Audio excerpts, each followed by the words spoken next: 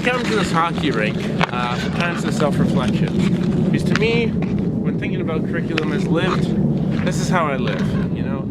Curriculum as living is about those moments where you live through the curriculum. And starting to think about this visual representation project, I'm starting to think that, well, maybe I'm not good at the arts, you know? Creating things with my hands is overwhelming at times, you know? Singing, writing poetry are things I can't do. But what my trade is improv. What my trade is storytelling. So about a week ago, in a educational class, I answered a question the prof raised. And to you right now, maybe that's not a big deal without some backstory. In my life, in the past couple of years, I've been dealing with mental illnesses that have put me in the place of dealing with self-confidence. And this year, I was really focusing on the aspect of talking more in class, you know, answering the questions the prof raises. Because that's what students are supposed to do. You're supposed to answer the questions teachers give you. So, sitting in the class, I answered the question that she asked the class. And she gave me a response that made me feel stupid, you know? And the class made a joke of it, and we all laughed, and the teacher apologized. But how was she supposed to know that I deal with these mental illnesses? How was she supposed to know that after that class, after everyone treated it as a big joke, and what a wonderful ending to a Friday that was, that I went home and I struggled with the concept of self-confidence, you know? I started thinking about my purpose as a teacher, and I lacked that confidence that I had at the beginning of the semester. I started to think maybe I wouldn't be a good teacher.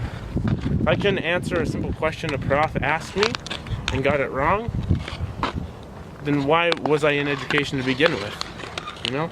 I left that class on the car ride home, angry with the professor, annoyed by my classmates, and most of all disappointed in myself.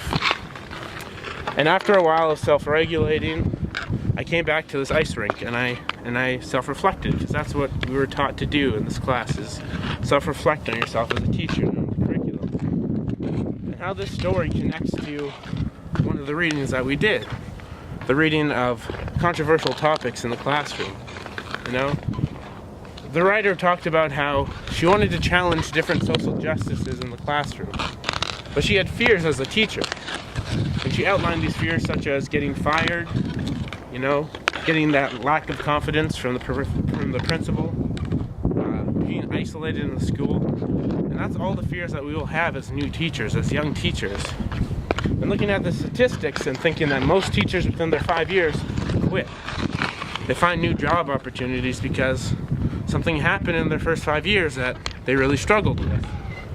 And reading a lot of the stories that we were supposed to, a lot of these issues were brought up, you know, difficulties in my first couple of years, you know, different controversial topics that were brought up in class and having the fear to answer them properly to the classroom. And in my classes right now in this semester, we're focusing on the idea of social justices and how we're supposed to teach those in the classroom.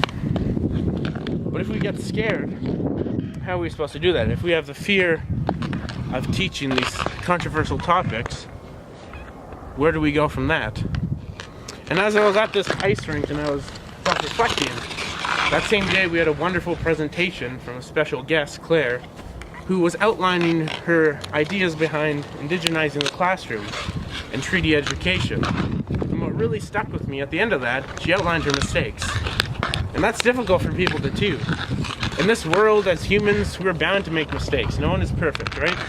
And she had the power and the confidence to share these mistakes that she made in the classroom. By doing that, she showed that she accepted these mistakes. And she used them to create even stronger curriculum in her classroom.